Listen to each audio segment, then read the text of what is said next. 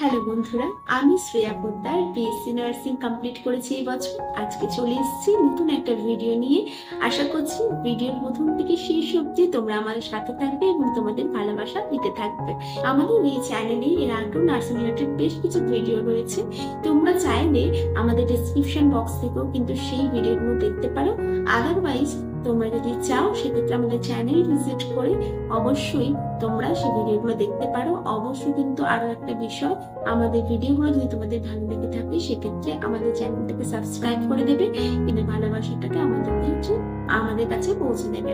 ঠিক আছে, তো চলো আজকে এই ভিডিওর মাধ্যমে কি কি প্রশ্ন আলোচনা করা হবে সেই প্রশ্নগুলো আগে দেখে নেওয়া যাক।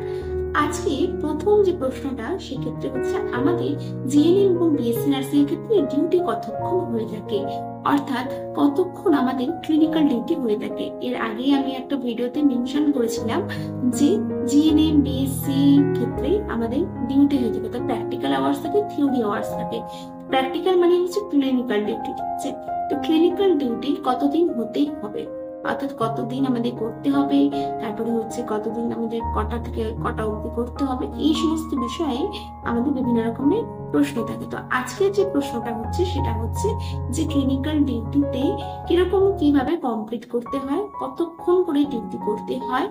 সেকেন্ড হচ্ছে আজকে আরো একটা কোশ্চেনের অ্যান্সার আমরা ডিসকাস করবো, সেটা হচ্ছে নাইট নিয়ে অনেকের প্রশ্ন থাকে যে কোর্সের শুরু থেকে নাইট স্টার্ট হয়েছে নাকি নাইট পরে শেষের দিকে শুরু হয়।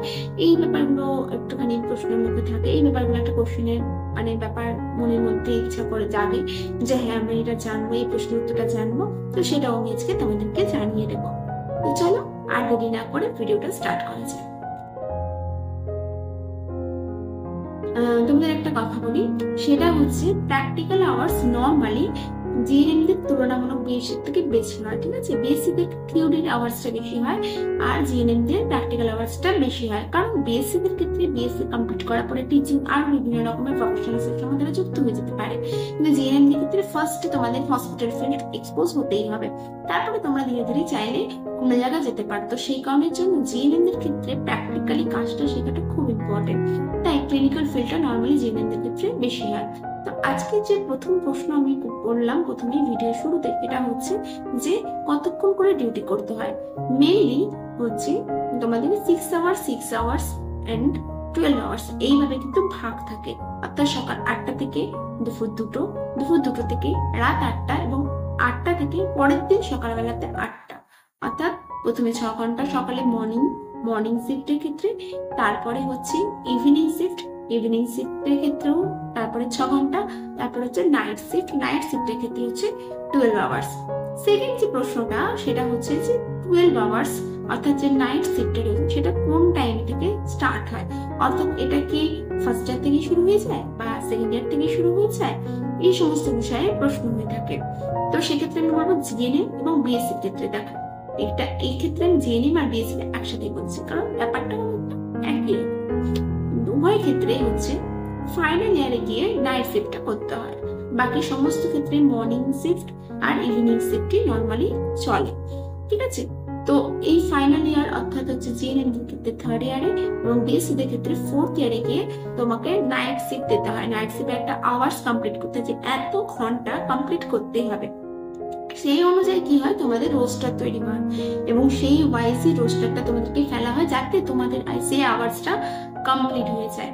ঠিক আছে, সেটা সেই জন্যই দেখবে যে অনেক সময় অনেকের ক্ষেত্রে অনেক ইন্টার্নশিপ যারা তোমরা দেখছো, যদি তোমরা কেউ ইন্টার্নশিপ করে থাকো এখন এই মোমেন্টে বা আগে করেছো, তারা ভালোভাবে এটা সঙ্গে রিলেট করতে পারবে যে অনেক সময় অনেক কলেজের ক্ষেত্রে কি হয় যে একটা না নাইট শিফট দেয়, অর্থাৎ 3টে নাইট শিফট, তারপর একটা গ্যাপ, তারপর আবার 2টো নাইট শিফট। অনেকের ক্ষেত্রে আবার কি হয় মর্নিং শিফট চললো তারপরে হচ্ছে যে নাইট শিফট দেওয়া হলো, এরকম করে আবার অনেক ক্ষেত্রে অল্টার করে। তো যদি তোমরা একদম ক্লিয়ার ধারণা নিতে চাও যে মর্নিং ইভিনিং এবং নাইট শিফটের ব্যাপারে বলো, তাহলে সেক্ষেত্রে একটাই প্রশ্নের উত্তর, সেটা হচ্ছে যে ফাইনাল ইয়ারে গিয়ে তোমাদের নাইট শিফট হবে, আদারওয়াইজ মর্নিং আর ইভিনিং শিফট হবে। মর্নিং ইভিনিং দুটো শিফটের ক্ষেত্রে হচ্ছে কি 6 আওয়ার্স করে তোমাদের ডিউটি হবে এবং কেবলমাত্র নাইট শিফটের ক্ষেত্রে তোমাদের 12 আওয়ার্স করে ডিউটি হবে। আশা করি তোমাদের কাছে এই ব্যাপারটা ক্লিয়ার হয়ে গেছে। এছাড়াও আরো বিভিন্ন নার্সিং এর তথ্য নিয়ে আমি তোমাদের কাছে তো কন্টিনিউ আসছি এবং আমি ভবিষ্যতেও নিয়ে আসবো। তোমাদের জন্য নার্সিং এর সমস্ত ডিটেল নিয়ে আমি একটা পিডিএফ তৈরি করেছি, যে পিডিএফটা তোমরা যে কোনো সময় ডাউনলোড করে সেটা ব্যবহার করতে পারবে। এই পিডিএফটা তোমরা কিভাবে পাবে? এই পিডিএফটা তোমাদেরকে পেতে হলে দেখবে আমাদের এই ভিডিওর ডেসক্রিপশন বক্সে একটা লিংক রয়েছে। সেই ওয়েবসাইটের লিংকে গিয়ে ক্লিক করবে এবং ক্লিক করার পরে moneypita.in সেখান থেকে এই পিডিএফটা তোমরা ডাউনলোড করে নিতে পারবে। আশা করি এই পিডিএফ তোমাদের ভবিষ্যতে অনেক হেল্প করবে।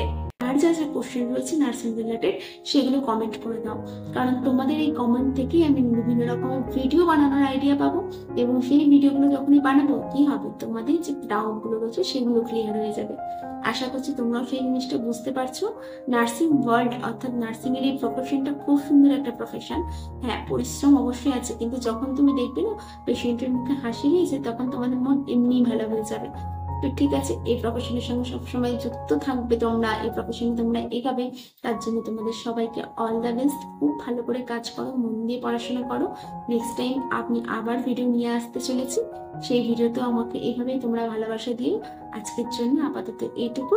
গুড নাইট, সবাই ভালো থেকো, সুস্থ থেকো।